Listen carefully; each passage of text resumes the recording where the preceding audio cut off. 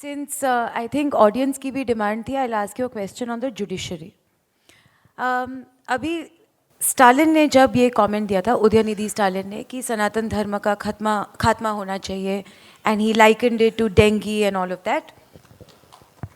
न्याय व्यवस्था पे मैंने कई बार एक कथन बोला है कि भारतीय न्यायिक व्यवस्था रसूखदार वकीलों की रखेल बन के रह गई है, और ये कम्प्लीटली ट्रू है। आप तीस्ता का केस देख लीजिए, जुबैर का केस देख लीजिए, या कोई भी रैंडम नाम आप वामपंथियों का ले लीजिए। छुट्टियों में वो भी, मतलब जो लंबी छुट्टी होती है, जब अंग्रेज़ बहादुर जाया करते थे अपनी पत्नी और बच्चों के पास 2 महीने के लिए, और उसके बाद लौटते थे, तब जो छुट्टी होती थी उसके लिए जो बेंच असाइन होती है, उसकी भी जब छुट्टी होती है, मतलब सैटरडे संडे जब होता है, छुट्टी में भी छुट्टी के दिन, और वो भी 4 बजे कट ऑफ टाइम हो गया तो 6 बजे सुनवाई होती है। 2 बार, एक बार 3 जज की बेंच बैठती है, एक बार 5 जज की बेंच बैठती है, और उसके बाद फिर तीस्ता के लिए जो स्पेशल, मुझे लगता है काजू वाजू भी खिलाया होगा रोस्टेड उनको, जिस हिसाब से दिया गया था। तो रसूखदार वकील की जब मैं बात करता हूँ, एक रियलिटी है, वो हमारे गैंग के क्यों नहीं हैं। प्रश्न यह होना चाहिए कि हमारे लोग कहाँ हैं।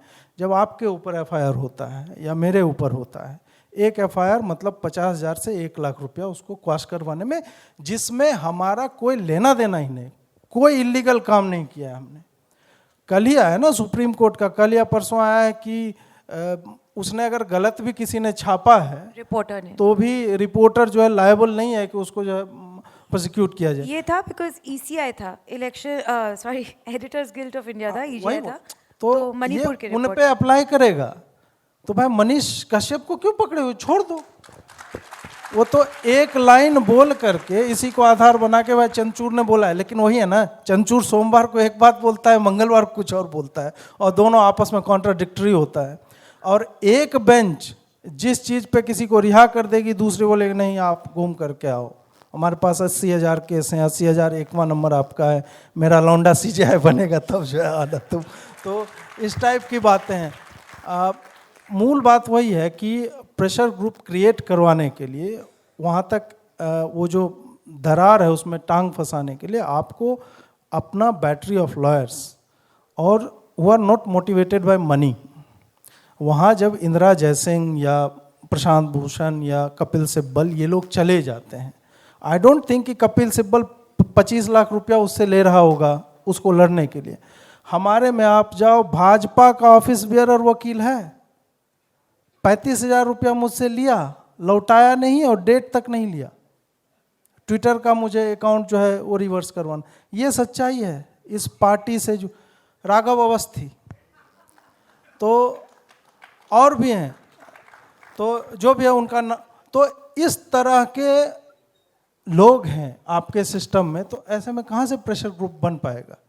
तो इसमें पॉलिटिशियंस का क्या रोल होना चाहिए, बिकॉज द सब्जेक्ट इज राजनीति, we'll tie it back to that, कि पॉलिटिशियंस को, जिन लीडर्स को हमने इलेक्ट किया है इस होप से कि वो हमारी सुनेंगे, वो सिस्टम को बदलेंगे और वो एक नया इकोसिस्टम बनाएंगे जहाँ पे the persecuted are not being persecuted. नहीं, उसमें तो लीडर्स का क्या रोल होना चाहिए? उसमें समस्या ये है ना कि लीडर क्या करेगा। 545 दे दो मोदी को, या 868 जब 2026 का डिलिमिटेशन हो जाएगा, जितना भी होगा दे दो, करेगा क्या? उसका कानून बनाएगा। इंडियन पिनल कोड, भारतीय न्यायिक संहिता या दंड संहिता इस तरह से बन जाएगी। वर्ड आपने उर्दू का हिंदी कर दिया, हिंदी का अंग्रेजी कर दिया, ये सब कर दोगे, जो भी आपका इंटेंट खूब बढ़िया है। अंततः उसी लॉ का इंटरप्रिटेशन एक जज मंगलवार को एक तरह से करेगा, बुधवार को एक तरह से करेगा। अल्टीमेट रियलिटी यही है कि इवन जहाँ पे हर एक चीज़ डिफाइंड है, फिर भी इंटरप्रिटेशन के नाम पे 3 जज की बेंच, फिर 5, फिर 7, फिर 11, ऐसे करके हर बेंच एक दूसरे को पलटती चली जाती है। आप भीमा कोरेगांव वाला केस में देख लीजिए कि ट्रायल कोर्ट ने क्या जजमेंट दिया, उसको रिवर्स किया हाई कोर्ट ने, उसको फिर सुप्रीम कोर्ट ने रिवर्स किया। तो सम ब्लडी जज इज एट फॉल्ट। उसके लिए क्या ट्रांसपेरेंसी है, अकाउंटेबिलिटी कहाँ गई? कौन सा लॉ तुमने कब पढ़ा कि तुमने जो है उसको रिवर्स कर दिया? फिर सुप्रीम कोर्ट वाले, तो हो सकता है कि एक यूएस के लॉ से चल रहा है, एक चाइना के लॉ से चलता होगा और ट्रायल कोर्ट वाला जो है वो भीमा कोरेगांव के लॉ से चल रहा होगा। तो अंततः जब एक ह्यूमन माइंड जो कहीं और से पढ़ा है, जिसका भारतीय समाज संस्कृति से कोई लेना देना नहीं है, और वो प्राइड भी लेता है, वो भारत के लोगों के ऊपर जजमेंट सुनाते वक्त कोट करेगा साउथ अफ्रीकन जज ने ये लिखा था, तो उसका हम क्या करें? उसकी बत्ती बना के पिछले जेब में डाल लो। हम क्या करेंगे? भारत के समाज पे तुम्हारे वो शब्द कि फलाने फिलोसफर ने ये क्या, कांत ने क्या कहा, आंद्रे ब्रिता ने क्या कहा, ये सब खाली वही होता है प्लेइंग टू द गैलरी।